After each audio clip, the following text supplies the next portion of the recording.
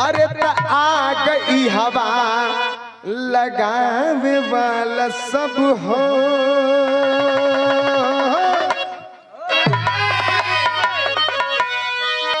आग कौनो चीज का आग हो। पहले के लोगन में इतना मिलनसार लोग रहलन, इतना व्यवहार रहल, एकता रहल कि एक घरे में अगर आग लग जाए तो मैं गांव जुट जाए ओके बुतावे के लिए। केहू से झगड़ा हो जाए तो 2 4 10 20 आदमी 50 आदमी छोड़ावे लगे कि जाए तो भैया बात खत्म करा, अपने रास्ते वो अपने रास्ते। लेकिन अब अगर केहू से झगड़ा होए के रहत है तो जाए के तनी से उमन घी डाल देते चौचक हो जाए। हाँ। ऐसी वाणी बोलिए, पहले कहा ऐसी वाणी बोलिए कि मन का आपा होए, औरों को शीतल लगे आपहु शीतल होए। लेकिन अब का बोला था, ऐसी वाणी बोलिए कि सबसे झगड़ा होए, उससे कभी झगड़ा ना कीजिए जो तुझसे तगड़ा हो। आवा अरे आ गई हवा लगावे वाला सब हो, बुझावा वाला कोई कोई बात। आ गई हवा लगावे वाला सब हो, बुझावे वाला कोई कोई।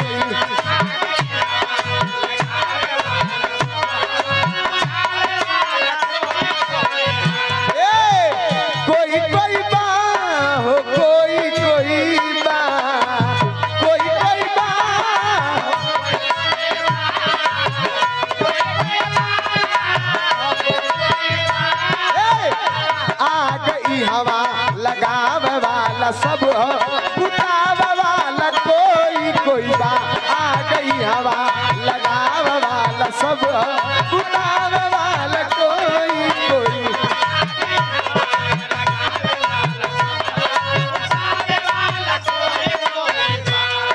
ये ऐसा जमाना आ गया है, झगड़ा करावे बदे पट से 2 जाने 2 बात बोल दी है, लेकिन छोड़ावे बदे बिरले कोई रहला। और कहना होगा कि जब से पावा नहीं घूस, कि जब ले पावा नहीं घूस साहब हो नहीं घूस।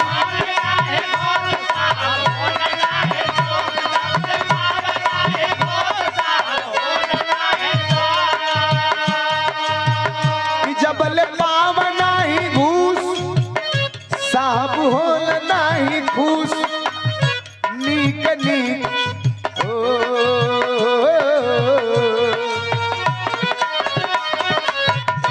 नीक नीक बतियावे वाला सब निभावे वाला कोई कोई बात। नीक नीक बतियावे वाला सब निभावे वाला कोई कोई बात।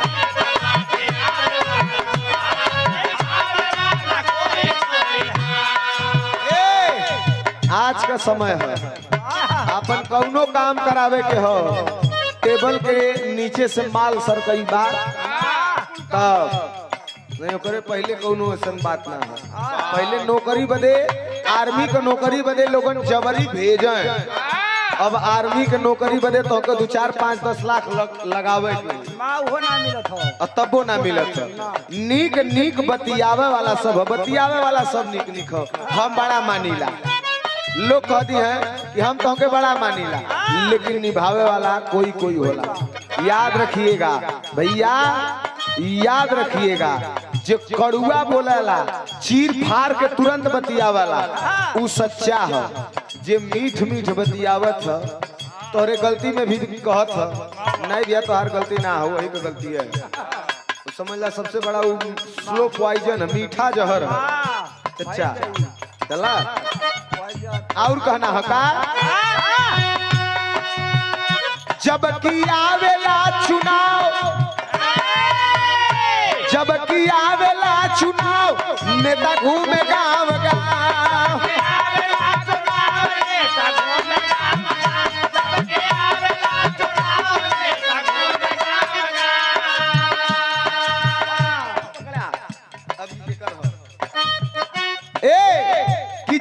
बतियावेला चुनाव, नेता घूमे गांव गांव, राह सपना हो राह सपना दिखाव वाला सब हो,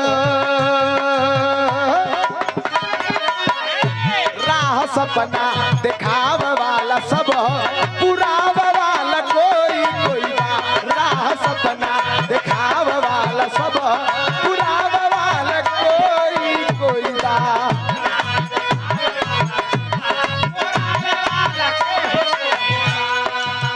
चुनाव आई तब नेताजी लोगों को पता लगे लगी, तब जान जीवा कि हमरे क्षेत्र का विधायक हो, हमरे क्षेत्र का सांसद हो। और जब चुनाव बीत जाई कौनो काम बदे चल जाइबा, नेताजी खलिए ना हो, टाइम ना हो, दूर दूरा के भगा जीवा, चला निकला तोहरे नियर रोज आवा। राह नेता बड़ा बढ़िया बढ़िया सपना देखई है, या कर देब हुआ कर देब, या कर देब हुआ कर देब,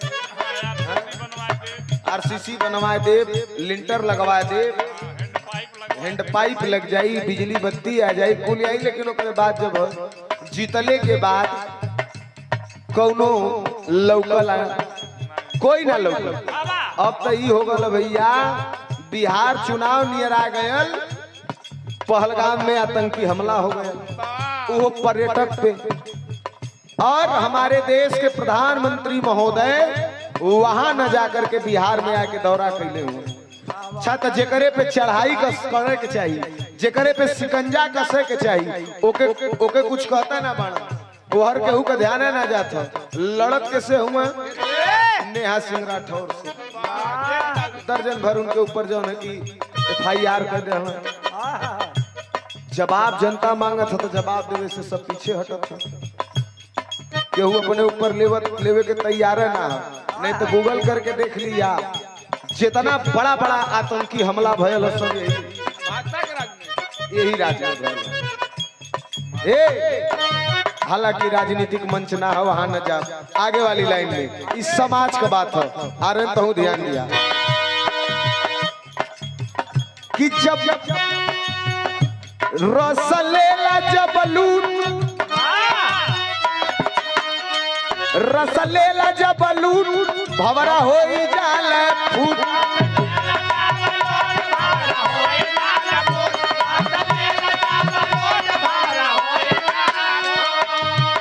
रसलेला जब लूट, भवरा चल तब फूट। इहा मजवा उड़ावे वाला सब हो, इहा मजवा उड़ावे वाला सब हो, बितावे वाला कोई कोई बा, इहा मजवा उड़ावे वाला सब हो, बितावे वाला कोई कोई बा।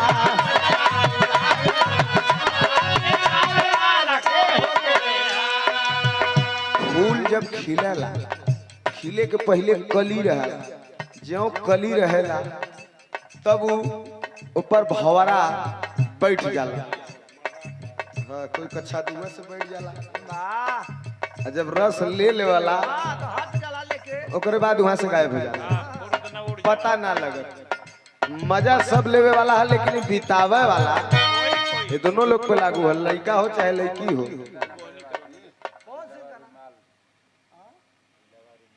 मार के उड़ जाई जब हम रख लो। और कहना है का,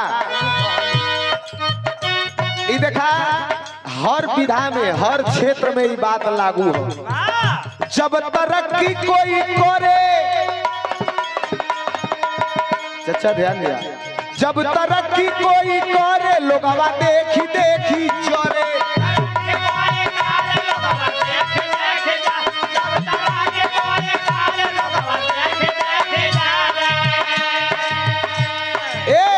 जब तरक्की कोई करे तो लोगवा देखी देखी जोरे, खींच के टंगरी गिरावे वाला सबका, खींच के टंगरी गिरावे वाला सबका, चढ़ावे वाला कोई कोई बा, खींच के टंगरी गिरावे वाला सबका, चढ़ावे वाला कोई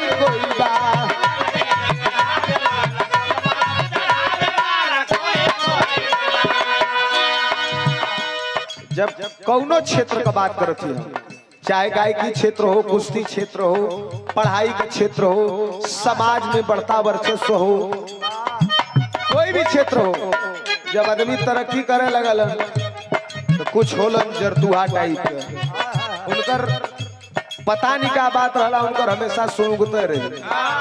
नाव ले बा अगर तो कह रहे नीच ह, डोम ह, कुकुर ह, बेकार ह, जियत खात ह, लगी है अपन जितना बुराई करत बनी कह दिए।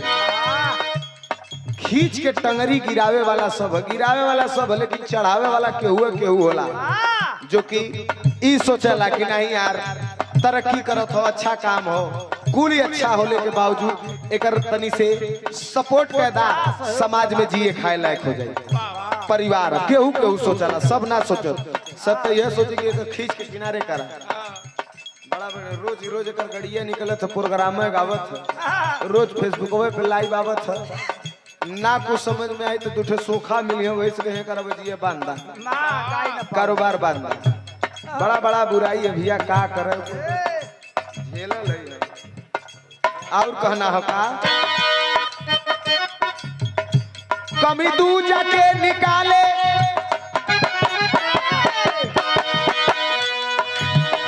कमी तू जाके निकाल, खुद पे नजरों न डाले।